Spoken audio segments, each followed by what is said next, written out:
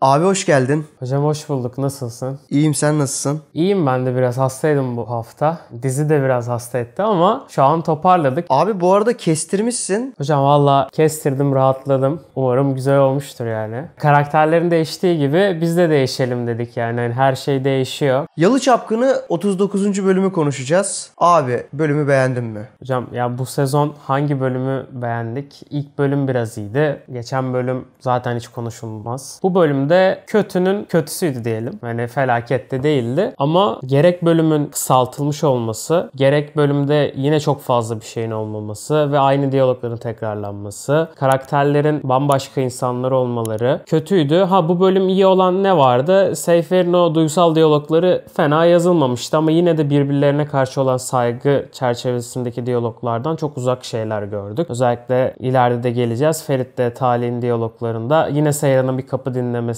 falan olayı vardı. Oradaki muhabbetler, Ferit'in bunu başka bir kadına anlatması. Bunlar birazcık olmamış gibi göründü. Şimdi şöyle, yine tek bir günde geçen bir bölüm ve yine sıkıcı bir bölüm. Kesinlikle abi. Bu tercihi senaristler neden yapmış olabilir abi? Sonuçta 2 bölümdür tek güne sığdırılmış bir bölüm seyrediyoruz. Ben de onu çok anlamıyorum. Hani mesela olayların çok ardı sıra geldiği bir zamanda tek güne sığdırabilirsiniz olayları ama hani gün geçişi olsa da bence bu olaylar devam edebilir. Ferit'i biraz özleseler Yalı'da ve hani Halis abi bir şekilde geri döndürmeye çalışsa falan, Ferit buna karşı çıksa ve sonra aklına mesela bu bölüm sonundaki plan gelse çok daha iyi olabilirdi. Birkaç gün içerisinde gerçekleştiği için bütün olaylar. Ferit'in gidip para istemesi de sahici olmuyor. Halis ağanın özledim tavırları da gerçekçi olmuyor. Bölüm sonundaki olay da gerçekçi olmuyor. Ya ben nedenini çok çözemedim. Hani normalde şu açıdan yaparsınız. Çok fazla çatışma vardır olaylarda. Onun heyecanını devam ettirmeye çalışırsınız. Ama tabii bunun eksi yanları da vardır. Yeni bir şey ekleyemezsiniz ve biraz da gerçeklikten koparsınız. Bilmiyorum. Bence bu dizi için çok mantıklı değil. Geçen sezon en azından şu oluyordu. 3 gününü falan anlatıyordu karakterin. 3 gün gayet iyi zaten. Dizi 5 günde çekiliyor. O açıdan iyiydi. Sonra böyle özel bölümler çekmeye başlarsınız. Gelecek hafta konuşacağımız gibi. Bölümün detaylarına geçmeden önce de bölümle alakalı ilginç birkaç not var. Öncelikle bölüm süresi tam 2 saatti. Jenerik ve roll caption'ı dışarı çıkardığımızda neredeyse 1 saat 55 dakikaydı. Çok fazla sahne kesildiği söyleniyor. Zaten fragmanda gösterilen Kaya'nın namaz kılma sahnesinde yoktu. Burada gördüğümüz yaklaşık bir 20-25 dakikanın yok edildiği aslında. Evet. Sonuçta 2 saat 20 dakika, 25 dakikaları bulan bir dizi seyrediyoruz. Neden kesildi bu kadar sahne? Büyük ihtimal kanal veya yapım şirketi tarafından bölümün temposuz bulunduğu gözlemlendi. Geçen haftaki o hem uzun olup hem de tek günde geçmesi olayı tekrarlandığı için ve benzer olaylar tekrarlandığı için, örneğin sezon başından beri ne oluyor? Kaya ile annesi ilk bölüm sonunda Yalı'ya geldi. İkinci bölüm Ferit Yalı'dan gitti. Üçüncü bölüm Ferit Şanlılar'la Yalı'ya döndü. Aynı olaylar tekrarlanıyor bölümde. Özellikle Seyran'ın kapı dinlemesi aynı. Talih'le olan tartışması aynı. Birçok aynı olayı izlediğimiz için bir noktadan sonra da gereksiz görülmüş sahneler olabilir. Yani Ferit'in Şanlı ailesine gidip benim aklıma böyle bir plan geldi, bence şöyle yapalım deyip ikna etme sürecini atmak zorunda kalmışlar. Sonunda twist olsun diye, daha heyecanlı olsun diye falan. Ya mesela bu da biraz ilginçti. Bu da tamamen çok birbirini tekrarlayan diyaloglar ve olaylar nedeniyle sıkıcı bir bölüm olmasını bir nebze engellemeye çalışmakla oluyor. Peki engelleyebilmişler mi? Yo, bence engelleyememişler. Bu bölüm 1,5 saat olsa da yine bu bölümü izlemesem çok bir şey değişmezdi. Zaten hani fragmanda her şey belli oluyor. Ferit'in bir şekilde Yalı'ya dönüp bir plan yapacağı çok belli oluyordu. Bölüm açısından tek enteresan kısım herhalde Kaya ile annesinin gidip özür dilemesiydi. Başka da benim böyle aklıma wow dediğim bir şey gelmedi. Çok akıllı dediğim bir şey gelmedi. Şu bence bu sezon en büyük eksikliklerden birisi Yalı Çapkın'da. Geçen sezon mesela Günger Bey'in tarzını da biraz anlamıştık ve diyalogları kendimiz aklımızdan devam ettirebiliyorduk. Ferit böyle der diyorduk. Şimdi mesela Seyran'la bir Şanlılar'da kalırken bir yatakta konuşmaları var. Ya hiçbir diyalog benim hiç aklıma gelen diyaloglar değil böyle ve o da birazcık sıkıntı. Hani mesela diyorum Ferit tam böyle diyecek falan diyorsun. Demiyor yani falan. Çok enteresan. Hani gerçekten bence yeni bir dizi izliyoruz. Sanki bu sezon başlamış bir dizi gibi geliyor bana Yalı Çapkını yani. Bu da farklı kalemlerin ne kadar değişiklik getirdiğini gösteriyor bence bize. Bölümün detaylarına geçersek abi, Seyran'la Ferit Kazımlara taşındı aslında bir günlüğüne. Belki de yarım günlüğüne dersek daha doğru olur. Artık bu evde yaşayacağız muhabbetleri döndü orada. Ondan önce şöyle bir şey var. Ferit'le Seyran Yalı'nın önünde kavga ederken ulan ben senin için her şeyi karşıma aldım. Ulan harbi. Arabada giderken de sen hepimizin anasını ağlatırsın falan gibi abuk subuk cümleler duyduk. Senin de daha demin dediğin gibi biz birinci sezondaki izlediğimiz karakterin kuracağı cümlelerle genel açıdan hiç alakası yok. Ve senaristlerin bu diziyi gerçekten izleyip mi geldiler yoksa bunların önüne bir kağıt çıktı. İşte bunlar oldu, bunlar oldu. Siz yazın gibi bir denklem mi var ortada? Ben anlamadım. Genel olarak tabii şimdi burada geçtiğimiz haftalarda da konuştuğumuz genç yazar muhabbeti de var. Yani bazı şeyleri yaparken çoğu şeyi de yapamıyorsun. Çünkü geleneksel bir mecra iş üretmek gerçekten çok zor. Bunu da bu dizide başlamak daha da baskı yaratıyor tabii ki. Bence bu baskıyı şu anlık kaldırdıklarını söyleyemeyiz. Çünkü diziyi normal bir izleyici kadar bile izlemedikleri çok mantıklı. Sadece karakter dosyalarına çalışarak demişler ki Ferit birazcık böyle daha maço bir karakter, o yüzden böyle şeyler kurarlar diye yazıyorlar. Ama ince çizgi de vardı yani. Ferit'in böyle bir duygusallığı vardı ve bir noktada da o maço ağzını daha çok erkeklere yaptığını görüyorduk. Ama atıyorum Seyran'la daha özel bir bağ vardı aralarında. Bunun yavaş yavaş kaybolduğunu görüyoruz. Hani mesela bunun için bir neden gerekir normalde. Mesela çok güzel bir sebep olabilirdi. Ben ölümden dönüm, bir ölüm korkusu olabilir çocukta ve bundan sonra daha filtresiz yaşayabilirdi. Ama bunu biz bu sezon hiçbir şeyde görmediğimiz gibi hiç kimsenin mentalini göremiyoruz. Yani onunla teke tek kaldığımızda hani neler yaşadığını göremiyoruz. Ne yaptığını çok anlam veremiyoruz. Bu yüzden de hak veremiyoruz çocuğun bu dönüşümünü. Dönüşüm yaşaması gerekiyorsa böyle emareler gerekiyordu ama öyle bir şey de olmadı. İşte dediğimiz gibi herkes çok farklı dizide. Seyfer konusuna devam edersek Seyran'ın bu bölümde ilk defa konuşası da tuttu. Evet. Özlemişiz mesela. Yani hani neden geçen bölüm yoktu, tepkiye göre mi yazıyorsunuz'a geliyor. İlginç bir nokta. Hani feedbacklere bence dikkat etmeleri güzel ama şöyle de bir şey var. Geçmiş bölümleri de arada hani senaryo yazarken arada ses olarak dinlemeleri gerekir bence. Açarsın arkada YouTube'dan, alırsın 1.5-2'se. Karakterin nasıl konuştuğunu anlarsın. Bir de oyuncuya göre de bazen diyalog yazmak gerekebilir. Bazı diyalogları çok çok daha iyi diyordur. Mesela Mert Ramazan Demir'in o Seyro falan dediği şeyler, muhabbetler falan. Onlar mesela cringe durmuyordu. Anladın mı? Ama bu sezon hiç onları görmedik. Tam aksine acayip cringe şeyler gördük. Antep fıstığının kabuğu gibisin falan tarzı diyaloglar. Ferit'in böyle gözlerini kısarak hareket yapması falan. Neyin cringe durup durmayacağını bence ölçüp tartmaları lazım. Geçen sezon çok güzel başarılı örnekleri varken. Seyfer cringe bir çift mi peki? Eskiden değildi. Bu bölüm bayağı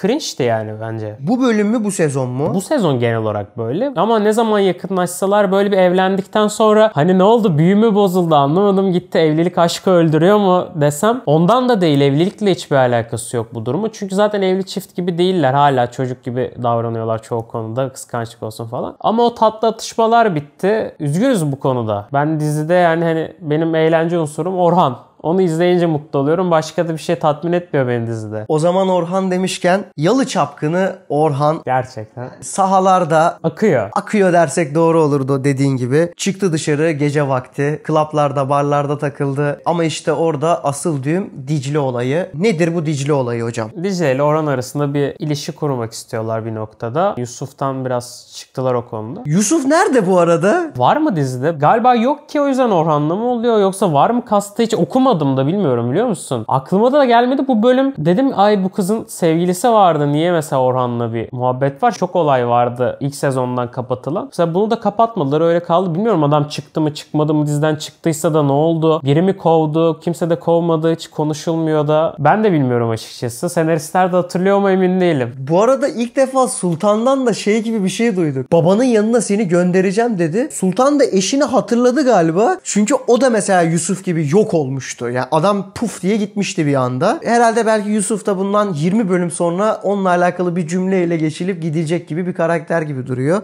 Dicle olayında da Orhan'ı Yalı'ya sessizce sokmaya çalışırken gördük. Kapıyı açtı. Orhan'ın acayip sarhoş tavrı vardı. Sabah 5 gibi falan gitmiş böyle. Ben çok anlayamadım. Oğlu Yalı'da değil ama oğlunun fotoğrafına bakarak erkenden eve dönmek istiyor falan böyle. Yalı Çapkını gibi takılmak istemiyor falan. Ben orayı çok çözemedim. Zaten o saatten sonra dönsen herkes sana yine kötü bir gözle bakacak. Bari takılsaydın yani, hani ne bileyim, o kadar zahmet etmişsin. O bana çok enteresan geldi. Bir vicdan yapması. Bence karakteri kırdıysanız komple aşağı sürüklemeniz lazım. Alışveriş sahnesine ne diyorsun? Alışveriş sahnesi ya ne bileyim, hani gerek var mıydı bölümde olmasına bilmiyorum ama çok güldüm. Aşırı güldüm yani. Bayağı stylingini yaptılar birbirlerinin ve güzel de kombinler yaptılar. Dicle zevkli kızmış bu arada. Diyaloğu çok acayip. Birkaç bölümdür Halis sahip diyor Orhan'a. Eski günlere mi dönelim Orhan, onları mı özledin falan. Ne Ne var abi mazide? Çok merak ediyorum. Bari onu anlattın. Ana hikaye bok gibi zaten. Onu ben dinlerim mesela. Bu arada Orhan demişken Halis'e karşı da yemek masasında tirat attı hatırlarsan. Hatta şöyle dedi. Giden gelmiyor dedi. Orada bir Fuat'ı sonunda hatırladı. Yani babası Evet, çocuğu hatırladı. sonunda çocuğunu hatırlamış oldu. Yani söyleyecek bir şey bulamıyorum ama baba oğul arasında ufak bir gerilim var. Orhan böyle yalandan babaya res çekiyor gibi ama yalandan. Evet tabii yani. Çünkü o da onun himayesi altında yaşamaya alışmış yani. Hani Ferit de diyordu ya siz hepiniz böylesiniz falan diye. O da onlardan birisi. O da parasız yapamaz. O da kendi başına bir iş başaramaz yani. İşte Ferit bu bölüm o yüzden de birazcık da gaza gelip ben dedi payımı istiyorum. Payımı istiyorum muhabbetine Kazım'ın şeyini doldurulup da gitmezsin yani. Ne payı çocuğum sen ne yapsalar elini yüzüne bulaştırmışsın sana emanet mi edecekler bir şeyi. Ama şey konusunda Kazım'a haklıydı. Abi 23-24 yaşına gelmişsin Amerika'da falan da okumuşsun. Oğlum bir birikim yapar bir yatırım yapar. Bitcoin falan da mı almadın dedi. Hakikaten almış olman lazım ya. Adamın kendine özel banka kartı yok abi. Dedesinin kartını kullanıyor çocuk. Bu ne oğlum böyle şey mi olur yani? Çok acayip yani. Kazım demişken bu arada Kazım'a geçelim istersen. Bitcoin ve borsa yatırımı dışında belki de hiçbir diyaloğu Kazım'ın doğru bir diyalog değildi. Gerçekten son 3 bölümdür Kazım leş konuşmaktan, leş diyalog akıtmaktan başka hiçbir şey yapmıyor. Evet. Abi çok acayip lafları var. Çok ya. Bu bölüm çok azıttı. Hakikaten çok azıttı. Ben bu kızın kocası olacağım. Ağzını burnunu kırarım dedi. Kırıyordun zaten abi. Yani. Seyran zaten hizmetçi oldu bu bölüm. Tabii. Elma soydu hocam. Seyran'ın şöyle bir diyaloğu vardı. Ferit'in babam olmasından korkuyorum dedi. Bence üzüm üzüme baka baka kararıyor. Rol modeli zaten Kazım abi bence Ferit'in. Bu bölümde de çok fazla gördük yani. Hem iyi anlaşıyorlar hem de tepkiler falan da benzemeye başladı. Ya Kazım leş diyalogları ya şimdi şöyle. Bu adamı eski haline döndüreceksiniz. Döndürebilirsiniz. Ama sezon başından beri bunu görmedik. Şimdi bu bölüm yine o tarz diyaloglar falan kurmanız. Ya ben anlamıyorum. Adam gelenekselci mi? Yoksa daha modern kafalı bir adam mı? Yoksa full çıkarcı mı? Yoksa değişiyor mu? Her bölüm değişiyor. İlk bölüm tamamen maddiyat dışında bir kız isteme olayında falan diyaloğu vardı. Her bölüm değişiyor. Komedi dozu için tutuluyor. Abi hani sahicilik gidiyor yani. Bu karakter dizide en çok değişen karakter bence. Bölüm içerisinde bile değişen bir karakter. Mesela. Hani bölüm bölüm değişmiyor. Bölüm içerisinde başında farklı bir adam, sonunda da farklı bir adam olabiliyor. Yani bu kadar tutarsız yazılabilen bir karakter ben uzun zamandır görmedim. Bu arada Günger zamanında da tutarsız bir diz boyuydu. Tabii. Ya bu karakterin gerçekten herhangi bir kalıba sığdıramadılar. Bunu yapmak istiyorlar mı onu da bilmiyoruz.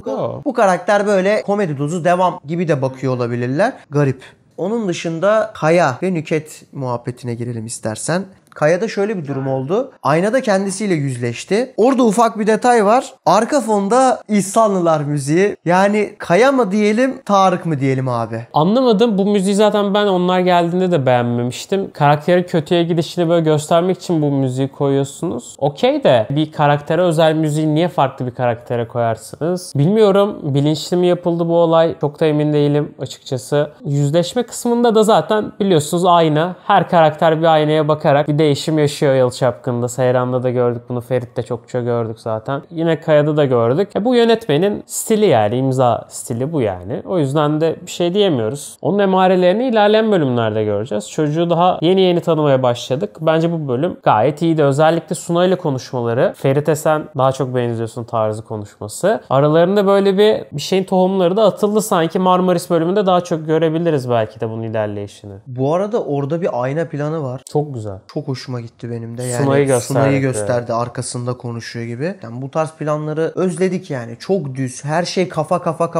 Konuşan kafadan biraz çıkılması gerekiyordu zaten. Bunun emarelerini ilk sezonda görüyorduk. Çok güzel planlar görüyorduk. Ama ikinci sezonda özellikle ilk bölümün birkaç planı dışında böyle özel planlar yoktu. Bu tarz planları gerçekten özlemişiz. Benim hoşuma gitti diyebilirim. Kaya ile Nüket durumu hakkında ne düşünüyorsun? Bence büyüklük sergilediler. Gidip özür dilediler ve hani bu durumun düzelmesi söylediler. Tabii ki de Ferit şey dedi hani dedem mi sizi gönderdi falan tarzında bir şüpheciliğiyle ön yargılı bir şekilde yaklaştı. Tabii onu da algılayabiliyorsun. Ferit'in ciddi bir zaten bir kompleksi var yani en yalının altı çocuğu olarak kendini hissetme falan gibi birazcık o özelliği var. O yüzden de daha ısınamadılar. Belki Marmaris bölümünden sonra bir ısınma yavaş yavaş gerçekleşebilir. Sanmıyorum ama. Ben de sanmıyorum. Çünkü çok pozitif bir fragman koymuşlar ama o tatilde bir sürü sıkıntı bence ortaya çıkar yani. yani. Bir denizde öpüşme sahnesiyle çok da bir şey bence değişmez. O dans sahnesinden büyük ihtimal çatışma çıkacak. O zaman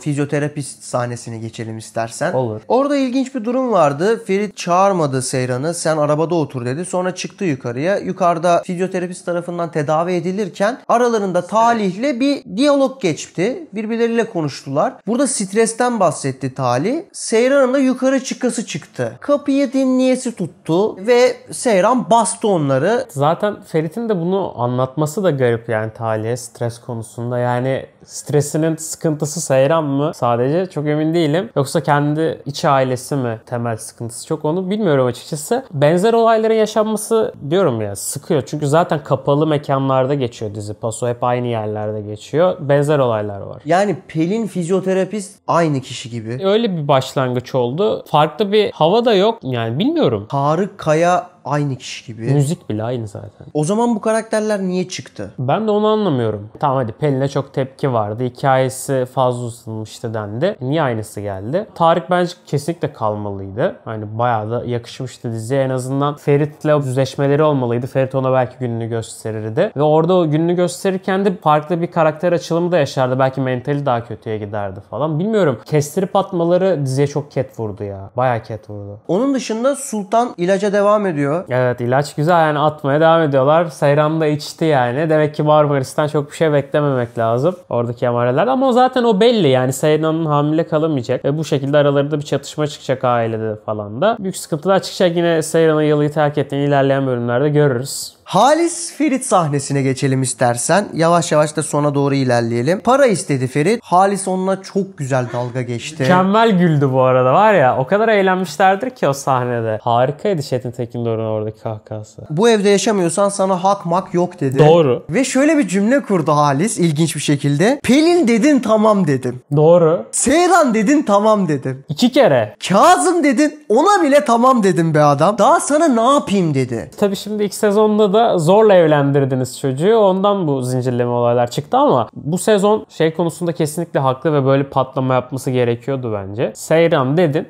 Tamam biz de gittik. 2 büklüm olarak evlendirdik seni. Daha ilk gün Yalı'yı terk ettin. Burası benim evim kardeşim. Senin evin değil ki yani. Senin rahatın bozulacak diye ben istediğimi yapamayacak mıyım? O zaman gidersin başka yerde yaşarsın. Haklı. Bir de adam her şeyini sıfırdan kazanmış bir karakter olduğu için Ferit'le olan diyaloglarında da hani şeyi görüyoruz. Ben yaptıysam sen de yaparsın. Niye sen de yapmıyorsun o zaman? Niye yani sadece benden hazıra konmayı bekliyorsun falan tarzında. O da haklıydı. Yani evet kötü şeyler yapmış olsa da geçmişte kesinlikle böyle bir patlama gerekiyor ve bence kesinlikle haklıydı buradaki diyalogta. Onun dışında ne oldu? Halis Ferit'e dedi ki sen dedi Yalı'ya dön istediğini yapabilirsin dedi. Her şey senindir tarzı bir şey dedi. Ferit'e dedi ki bunu düşüneceğim. Sabah oldu ve Ferit araçla hatta 2 araçla Yalı'ya girdi ve gördük ki Şanlı ailesi Yalı'ya geldi. 2. sezonun ilk incelemesinde sen ve abiye bir kadrajdan bahsetmiştim. Sağda Şanlı ailesi, sağ tarafta yoğun bakım tarafında Ferit, solda da komple Korhanlar vardı. Bu bölümde de bunun